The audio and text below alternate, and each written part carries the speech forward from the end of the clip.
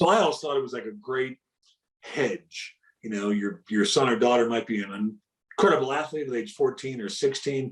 You might want to put that great soccer player in an academy that, you know, Bayern Munich or Man U or, you know, PSG or whatever, but they may not end up being, you know, the next Messi, right?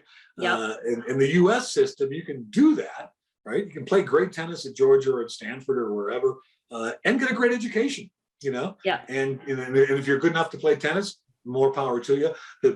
You know, going back to the Boris Becker, Steffi Graf, they were sort of in one category, obviously unbelievable athletes. But the other guy who went to university and won Wimbledon was Michael Stich. And that's overlooked. It was a shock to the Germans that this guy would have played tennis, you know, sort of at the university just against his buddies and all that, but still was good enough, you know, to win Wimbledon and, you know, to walk away with a university degree.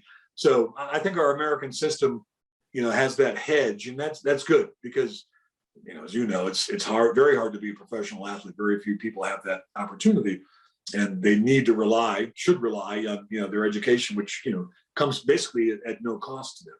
Yeah, and the other thing, especially now, a lot of the schools are turning to allowing the kids to turn pro and come back and finish their degrees when that career ends. So, I mean, there's really, in my opinion, it's like a no-brainer. I mean, go if you're that good, because that's what I tell a lot of parents. If they're that good and they're winning everything, first of all, the platform they're on they're getting tons of exposure. So in terms of, you know, endorsements and things like that, you can't have a better platform than the collegiate sport world, really. And then, you know, if you're that good, leave like Tiger Woods did, like McEnroe did. You know, they didn't finish, but, you know, they kind of went through it and saw what it was all about. And then again, today, even more so because you can come back.